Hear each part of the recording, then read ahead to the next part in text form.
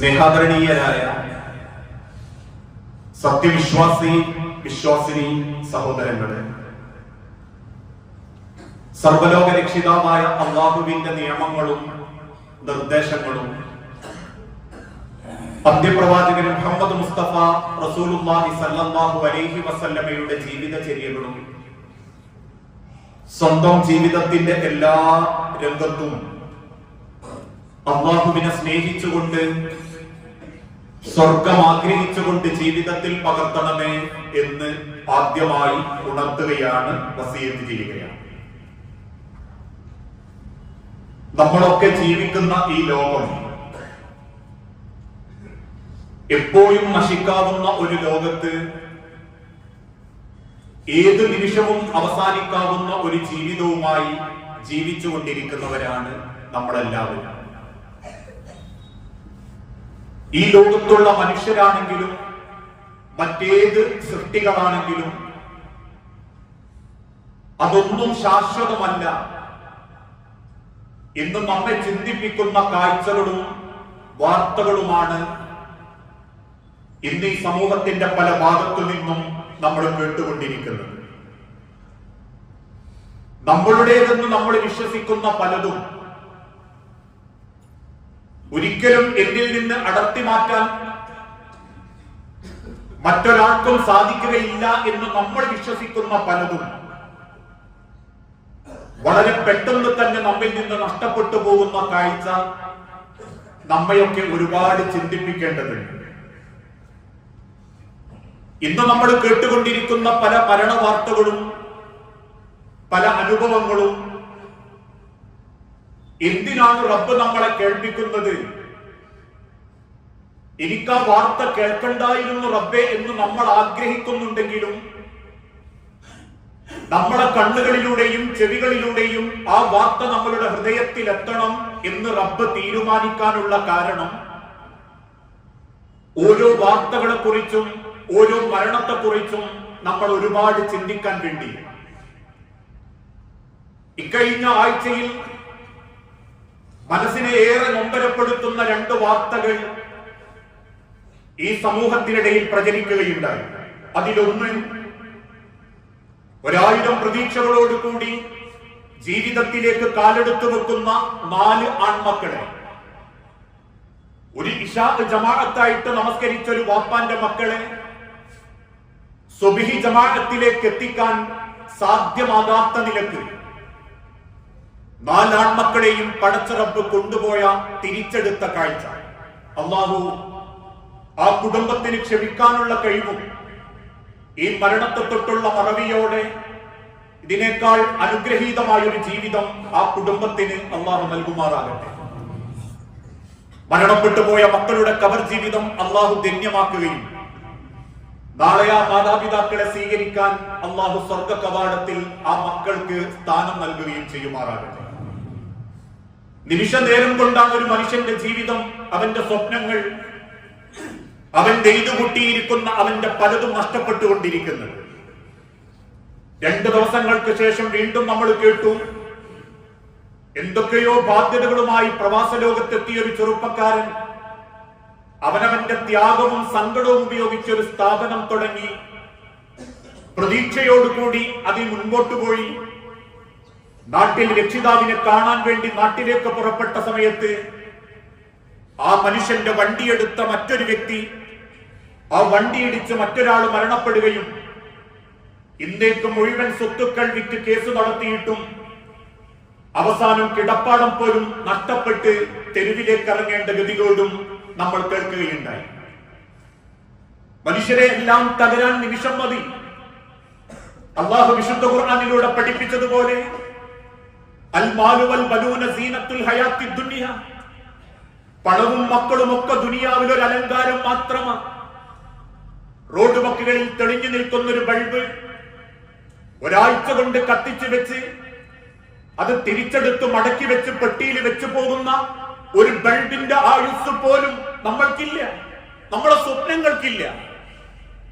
ഒരു ഭാഗത്ത് പടച്ച റബ്ബിന്റെ പരീക്ഷണങ്ങൾക്ക് മുൻപിൽ പലരും വിറങ്ങലിച്ച് എന്ത് ചെയ്യുമെന്നറിയാതെ ചിന്തിച്ചു കൊണ്ടിരിക്കുമ്പോ, മറുഭാഗത്തോ 70-75 വയസ്സായ ഉമ്മമാര്, വല്യുമ്മമാര് ഇൻസ്റ്റഗ്രാമിൽ കാണിച്ചുകൊണ്ടിരിക്കുന്ന കോമാളിത്തരങ്ങളാ നമ്മൾക്ക് മുൻപിലേക്ക് വരുന്നത്. 4 മക്കളെ പടച്ചോലെടുത്ത ചിത്രങ്ങൾ കണ്ട് കണ്ണു നിറഞ്ഞു നിൽക്കുമ്പോ അടുത്തൊരു സ്ക്രോളിൽ വരുന്നത് 2 ചെവിയിലും പൂക്കൾ വെച്ച് 75 വയസ്സ് കഴിഞ്ഞ വല്യമ്മയെ കൊണ്ട് കുട്ടുമക്കുട്ടു ചെല്ലിക്കുന്ന പേരക്കുട്ടികളുടെയും അതിനേക്കാളേറെ ട്രെൻഡ് അനുസരിച്ച് തിന്നാൻ വേണ്ടി കുടുംബത്തെയും കൂട്ടി കാടുകൾ കയറി മനുഷ്യന്റെ ആമാശയം പോലും കത്തിച്ചു കളയുന്ന വെറൈറ്റി ട്രെൻഡുകൾക്കും മത്സരിച്ചോടിക്കൊണ്ടിരിക്കുന്ന ഏതോ പാട്ടുകാരന്റെ വാക്കുകൾക്കനുസരിച്ച് തുള്ളാനും പർദ്ദയിട്ട ഉമ്മമാർക്ക് പോലീസ് കൊണ്ട് ലാത്തിയടിയേൽക്കുന്ന കാഴ്ചകളും മറുഭാഗത്തും നമ്മൾ കേൾക്കുന്നു. എന്താ മനുഷ്യരെ ഈ സമൂഹത്തിന് സംഭവിച്ചുകൊണ്ടിരിക്കുന്നത്? ഓരോ ഭാഗത്തും മനുഷ്യന് ചിന്തിക്കാനുള്ള അനവധി കാഴ്ചകൾ റബ്ബ് കാണിച്ചു കൊടുത്തിട്ടും ഇന്നും പലരും ഉറക്കത്തിലാണ്. മഹാനായ സയ്യിദുന അലി ഇബ്നു അബീ ത്വാലിബ് റളിയല്ലാഹു അൻഹു ഒരിക്കൽ പറഞ്ഞൊരു വാക്കുണ്ട്, മനുഷ്യരിൽ പലരും ഉറക്കത്തിലാണ്. അവൻ എഴുന്നേൽക്കുന്നത് മരണത്തോടു കൂടിയായിരിക്കും. മരിച്ചാലേ ചിലർക്ക് ചിന്ത വരൂ, സ്വന്തം മരിച്ചാലേ ചിലർക്ക് കാഴ്ചപ്പാടുകൾ മാറും. സ്വന്തം മരണം കൊണ്ടുപോകുന്ന അന്നേ അവർക്ക് അവരുടെ ജീവിതത്തിന്റെ അർത്ഥം പോലും കണ്ടെത്താൻ സാധിക്കുകയുള്ളൂ. ഈ ലോകത്തേക്ക് നമ്മൾ നിയോഗിക്കപ്പെട്ടിട്ടുണ്ടെങ്കിൽ, നമ്മൾ ജനിച്ചു എന്ന ഉറപ്പ് നിങ്ങൾക്കുണ്ടെങ്കിൽ, ഇനിയൊരു ഉറപ്പേ നിങ്ങൾക്കുള്ളൂ, നമുക്കുള്ളൂ, മരിക്കും. മക്കളെ കൈപിടിച്ചു കൊടുക്കാൻ വാപ്പാരുണ്ടാകുമോ? ഒരുറപ്പുമില്ല. ഒരു 5 സെന്റിൽ ഒരു വീടുണ്ടാക്കാൻ ഉണ്ടാകുമോ? നമ്മൾ ഉണ്ടാകുമോ? ഒരുറപ്പുമില്ല. 10ാം ക്ലാസ്സിലെത്തുന്ന മക്കൾക്ക് പരീക്ഷ എഴുതുന്ന കാലത്ത് നമ്മൾ ഉണ്ടാകുമോ? ഉറപ്പില്ല. ഒരൊറ്റ ഉറപ്പേയുള്ളൂ, മരിക്കും. ആ മരണത്തെ തൊട്ടാണ് റബ്ബ് വിശുദ്ധ ഖുർആനിലൂടെ പഠിപ്പിച്ചതും കുല്ലു നഫ്സിൻ ദാഇഖത്തുൽ മൗത്ത്. ഈ ലോകത്തുള്ള സർവ്വ മനുഷ്യരും നഫ്സുകളും മരണത്തെ ആസ്വദിക്കുക തന്നെ ചെയ്യും. ഇതൊക്കെ കേൾക്കുമ്പം ചിലർ ചോദിക്കും, എന്തിനാ പടച്ചോനെ മരണം? എന്തിനാ റബ്ബെ നീ ഇങ്ങനെ സങ്കടപ്പെടുത്തുന്നത്? മരണമുണ്ടെങ്കിലേ ജീവിതത്തിന്റെ കണക്ക് നോക്കാൻ പറ്റൂ. മരണമുണ്ടെങ്കിലേ ജീവിതത്തിന് അർത്ഥമുണ്ടാക്കാൻ പറ്റൂ. 219 പേരെ വെടിവെച്ചു കൊന്ന അജ്മൽ കസബിനെ ഇന്ത്യ മഹാരാജ്യത്തിൽ ഒരിക്കലും മാത്രമേ തൂക്കിക്കൊല്ലാൻ പറ്റിയിട്ടുള്ളൂ. പക്ഷേ പാരത്രിക ലോക വിശ്വാസമുള്ള മുസ്ലിമീങ്ങൾ ഇന്നും പ്രാർത്ഥിക്കുന്നു, 219 പേരെ കൊന്ന അജ്മൽ കസബിന് 8,000 കോടി മനുഷ്യരെ ഈ ലോകത്ത് പടച്ച റബ്ബിനോട് ഞങ്ങൾ പറയും, 8,000 മനുഷ്യരെ കൊന്നവന്റെ ശിക്ഷ നീ കൊടുക്കണം റബ്ബേ എന്ന് പറയണമെങ്കിൽ മരണമുണ്ടായേ മതിയാകൂ. ആളെ പറ്റിച്ചും വഞ്ചിച്ചും കള്ളത്തരം കാണിച്ചും കുടുംബത്തിൽ പ്രശ്നങ്ങൾ ഉണ്ടാക്കിയും അവനാന്റെ സന്തോഷവും പണവും മാത്രം ചിന്തിച്ചോടുന്നവർക്ക് മരണമുണ്ടായാലേ ശരിയാവൂ. ഇന്ന് നീതി പോലും അനീതിയാക്കപ്പെടുമ്പോ, അനീതി പോലും നീതിയാക്കപ്പെടുമ്പോ ഒരു മുസ്ലിമിന്റെ ഏറ്റവും വലിയ സമാധാനം മരണം റബ്ബിന്റെ കണക്ക് നോക്കാൻ വേണ്ടിയാ, ആരെയും സങ്കടപ്പെടുത്താനല്ല. കാരണം ഒരാൾ മരണപ്പെട്ടതിന്റെ പേരിൽ പടച്ച റബ്ബ് ഈ ലോകത്തിനൊന്നും വരുത്തിയിട്ടില്ല. 5ഉം 8ഉം മക്കൾ മരിച്ചവർ, ആയിരക്കണക്കിന് മരിച്ചവർ. സൂര്യൻ ഉദിക്കാതിരുന്നിട്ടില്ല, അസ്തമിക്കാതിരുന്നിട്ടില്ല. പടച്ചം വായു തടഞ്ഞിട്ടില്ല, വായു കൊടുക്കാതിരുന്നിട്ടില്ല. അല്ല ഭൂമിക്കടിയിലെ വെള്ളം വറ്റിച്ചിട്ടില്ല, മനുഷ്യന്റെ ദാഹം അകറ്റാതിരുന്നിട്ടില്ല. പിന്നെ മരണം നിങ്ങളുടെ വിചാരണയോട് അടുക്കാനുള്ള തുടക്കമാണ് മരണം. മനുഷ്യന്റെ വിചാരണയുടെ സമയം അടുത്തുകൊണ്ടിരിക്കുന്നു. പക്ഷെ അവരിൽ പലരും അശ്രദ്ധയിലുമാണ്. മരണത്തിന്റെ തുടക്കമെന്നാൽ വിചാരണയുടെ തുടക്കമാണ്. നമ്മളാരും ഒരു വലിയ ദീർഘകാലത്തേക്ക് ഈ ലോകത്തേക്ക് ജീവിക്കാമെന്നവരല്ല. 150 കൊല്ലത്തിന്റെ അപ്പുറത്തേക്ക് നമ്മളെ ഒരാൾക്കും ഓർമ്മയുണ്ടാവില്ല. പലരും ചിന്തിക്കുന്നത് പോലെ ഉദാഹരണമായി എന്റെ വാപ്പയുടെ പേര് അബ്ദുറഹ്മാൻ, വാപ്പയുടെ പേര് പോക്കുട്ടി സാഹിബ്. പോക്കുട്ടി സാഹിബിന്റെ വാപ്പന്റെ പേര് എനിക്കറിയൂല. ഇരിക്കുന്ന ഓരോരുത്തരും സ്വന്തം മനസ്സുകൊണ്ടൊന്ന് ചിന്തിച്ചു നോക്കി. വാപ്പാന്റെ പേരറിയാം, വാപ്പന്റെ പേരറിയാം, വാപ്പന്റെ പേര് നമുക്കാർക്കും അറിയൂല. അതിനർത്ഥം 150 കൊല്ലം മുൻപ് ജീവിച്ചിരുന്ന വല്യപ്പാന്റെ വാപ്പാനെ പറ്റി ഇന്ന് നമുക്ക് ഓർമ്മല്ല. ഇനിയൊരു 150 കൊല്ലം കഴിഞ്ഞാൽ എന്റെ മകന്റെ മകൻ കഴിഞ്ഞാൽ എന്നെ ആരും ഓർക്കയില്ല. ജീവിച്ചിരിക്കുന്ന ഈ കാലത്തെ മനുഷ്യരുടെ മനസ്സിലെ നമ്മളുള്ളൂ, നമ്മളെ കണ്ടവരുടെ മനസ്സിലെ നമ്മളുള്ളൂ. കേട്ടവരിൽ പലർക്ക് മുൻപിലും നമ്മളൊരു കഥ മാത്രമാണെങ്കിൽ, വല്യപ്പന്റെ വാപ്പനെ പറ്റിയിട്ട് ഒരു കഥ പോലും എനിക്ക് ഓർമ്മല്ലെങ്കിൽ, ജീവിച്ചിരിക്കുന്ന ഈ മനുഷ്യരുടെ മുഖങ്ങളിലും മനസ്സുകളിലും മാത്രം ജീവിക്കാൻ വിധിക്കപ്പെട്ട ഒരു ചെറിയ കാലം, അത്രയുള്ളൂ ദുനിയാവ്. 1983 ഞാൻ വന്നെങ്കിൽ 2083 ഞാൻ ഉണ്ടാവില്ലെന്ന്, അല്ലെങ്കിൽ അങ്ങനെ ചിന്തിക്കാൻ പറ്റുന്ന ഒരു ജീവിതം.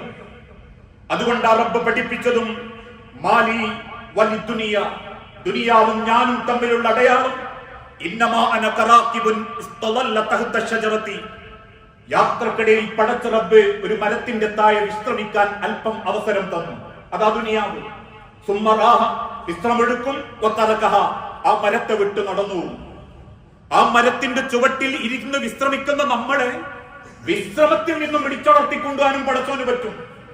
2 ആഴ്ചകൾക്ക് മുൻപ് നമ്മൾ കേട്ടല്ലോ, നൈറ്റ് ഷിഫ്റ്റ് കഴിഞ്ഞ് രാത്രി 1:30 മണിക്ക് തന്റെ ഹോസ്റ്റൽ റൂമിലേക്ക് മടങ്ങിയ ഒരു നേഴ്സായ പെൺകുട്ടിയെ അപകടത്തിൽപ്പെട്ട് 4-5 ആളുകൾ ഒരുമിച്ച് വന്നപ്പോ ആശുപത്രിയിൽ ഡ്യൂട്ടി എടുക്കുന്ന ഡോക്ടർ വിളിച്ചിട്ട് ആ പെൺകുട്ടിയോട് പറഞ്ഞു, നീയും തിരിച്ചു വരണം, പേഷ്യൻസിന്റെ കൂടുതലുണ്ട്. 2.25 മണി കുറക്കപ്പിച്ചോടെ എഴുന്നേറ്റ് ഒന്ന് ഫ്രഷായി വാഹനമെടുത്ത് പുറപ്പെട്ട പെൺകുട്ടി 3:30 മണിയായിട്ടും 4 കിലോമീറ്ററിന്റെ ഡിസ്റ്റൻസിലുള്ള ആശുപത്രിയിൽ എത്തുന്നില്ല. പിന്നെ ആശുപത്രിക്കാർ കേൾക്കുന്നത് മോർച്ചറിയിലുള്ള നഴ്സിന്റെ മരണത്തെ തൊട്ട. വിളിച്ചുണർത്തി കൊണ്ടുപോകാൻ കഴിവുള്ള റബ്ബ് ആകാശത്തിന്റെ മേലെ കാത്തിരിക്കുമ്പോ അത്ര ചെറിയ ദുനിയാവിൽ അല്ലാഹു തആലയെ ബോധ്യപ്പെട്ട് ജീവിക്കാൻ നമ്മളെ കൊണ്ട് പറ്റണം. ജീവിച്ചിരിക്കുന്ന നമ്മൾക്ക് മരണപ്പെടുമ്പോൾ ജീവിച്ചിരിക്കുന്നവർക്ക് കൊടുക്കാനുള്ള ഏറ്റവും വലിയ സമാധാനം എന്താണെന്നറിയോ? എന്റെ വാപ്പ അവിടെ വാങ്ങിട്ടു, ഇവിടെ വാങ്ങിട്ടു, വാപ്പ അങ്ങനെ തുടങ്ങിയതുകൊണ്ട് എനിക്ക് ഇങ്ങനെ കിട്ടി എന്ന സമാധാനമല്ല. മണ്ണുക്ക് വെക്കുന്ന വാപ്പാനെ തൊട്ട് മക്കൾക്ക് ഉണ്ടാവുന്നുണ്ട്, മണ്ണുക്ക് വെക്കുന്ന മക്കളെ തൊട്ട് വാപ്പാർക്ക് ഉണ്ടാവുന്നുണ്ട്, മണ്ണിൽക്ക് വെക്കുന്ന ഭാര്യയെ തൊട്ട് ഭർത്താവിനും, ഭർത്താവിനെ തൊട്ട് ഭാര്യക്കും, കുടുംബക്കാരെ തൊട്ട് കുടുംബക്കാർക്കും മണ്ണുക്ക് വെക്കുമ്പോൾ ഉണ്ടാവേണ്ട സമാധാനം എന്താണെന്നറിയോ? നാളെ പടച്ച റബ്ബിന്റെ കോടതിയിൽ ആ കബറിൽ വെക്കപ്പെട്ടവർക്ക് സമാധാനം കിട്ടും, അവർക്കതിന് അർഹതണ്ട് എന്ന് നമ്മളെ കബറും പുറത്തുന്ന ഒരാൾക്ക് ചിന്തിക്കാൻ പറ്റിയ, മരണപ്പെട്ടവര് ജീവിച്ചിരിക്കുന്നവർക്ക് കൊടുക്കുന്ന ഏറ്റവും വലിയ സമാധാനമാണത്. നിന്റെ മയ്യത്ത് മണ്ണ് കൊണ്ടെക്കുമ്പോ നിന്റെ വാപ്പാക്കും ഉമ്മാക്കും എന്റെ മക്കൾക്കും ചിന്തിക്കാൻ പറ്റണം, എന്തായാലും കബറിന്റെ അടിയിൽ എന്റെ വാപ്പാക്ക് ഒരു സ്വൈര്യവും സമാധാനയെ പടച്ചോൻ കൊടുക്കും. കാരണം അത്രക്ക് നല്ലൊരു വാപ്പയമ്മയായിരുന്നു എന്നെ കുറിച്ച് എന്റെ മക്കൾ ചിന്തിക്കുമ്പോ നിന്റെ മരണം കൊണ്ട് എന്റെ മക്കൾക്ക് ഞാൻ സമാധാനം ഉണ്ടാക്കിയതാ. ആ സമാധാനം നമ്മൾ ബാക്കി വെക്കുന്നവർക്ക് കൊടുക്കണ്ട്. അതുകൊണ്ടാണ് പ്രവാചകൻ സല്ലല്ലാഹു അലൈഹി വസല്ലമയുടെ പ്രിയപ്പെട്ട ആളാപ്പ അബൂ ത്വാലിബ്, ഇസ്ലാമിലേക്ക് ക്ഷണിച്ചിട്ടും വരാത്ത അബൂ ത്വാലിബിന്റെ ഭാര്യ ഫാത്തിമ ബിൻത് അസദ്, ഫാത്തിമ ബിൻത് അസദ് എന്ന ഉമ്മയായിരുന്നു പ്രവാചകൻ സല്ലല്ലാഹു അലൈഹി വസല്ലമയെ ചെറുപ്പം മുതൽക്കേ പരിപാലിച്ചത്. 6-ാം വയസ്സിൽ ഉമ്മ മരിച്ചതിന് ശേഷം ഒരു ഉമ്മയുടെ എല്ലാ പരിഗണനയും കൊടുത്ത് ഫാത്തിമ ബിൻത് അസദ് എന്ന അബൂ ത്വാലിബിന്റെ ഭാര്യ അള്ളാന്റെ ഹബീബിനെ പൊന്നുപോലെ സംരക്ഷിച്ചു. അലി ഇബ്നു അബീ ത്വാലിബ് എന്ന സ്വന്തം മകനേക്കാൾ ഫാത്തിമ ഉമ്മ സ്നേഹിച്ചതും അള്ളാന്റെ റസൂലിനെയായിരുന്നു. ഇസ്ലാമിലേക്ക് ആദ്യം വന്ന സ്ത്രീകളിൽ മുൻപന്തിയിലായിരുന്നു ഫാത്തിമ ബിൻത് അസദ് റളിയല്ലാഹു അൻഹ. ആ ഉമ്മ മരണപ്പെട്ടപ്പോ ആ ഫാത്തിമ ഉമ്മയുടെ മയ്യത്തെടുത്ത് മണ്ണ് കറക്കി വെക്കുന്ന റസൂലുള്ള സഹാബത്തിനോട് പറയുന്ന ഒരു വാക്കുണ്ട്, എന്റെ ഉമ്മാൻ ഒരിക്കലും ഖബർ സങ്കടപ്പെടുത്തൂല എന്ന് എനിക്കറിയാം. എന്നിട്ടും റബ്ബിനോട് കൈനീട്ടിയിട്ട് പറഞ്ഞു, റബ്ബേ എന്റെ ഉമ്മായെ ഖബറിനെ കൊണ്ട് നീ സന്തോഷിപ്പിക്കണം കേട്ടോ. നമ്മളെ മണ്ണുക്ക് വെക്കുമ്പം ഖബർ പുറത്തുണ്ടാകേണ്ട, അല്ലെങ്കിൽ നമ്മളെ യാത്രയാക്കുന്നവർക്ക് കൊടുക്കേണ്ട സമാധാന ജീവിതം, അത് നമ്മളെ ഓർത്ത് അവർക്ക് ചിന്തിക്കാൻ പറ്റുന്നുണ്ട്, നമ്മൾ ഖബറിലും രക്ഷപ്പെടും. ആ ജീവിതം നേടിയെടുക്കാനാണ് റബ്ബ് നമുക്ക് നൽകുന്നതെങ്കിൽ ഇനി അങ്ങോട്ട് ഏത് സെക്കൻഡും അള്ളാഹു നമ്മളെ കൊണ്ടുപോകും.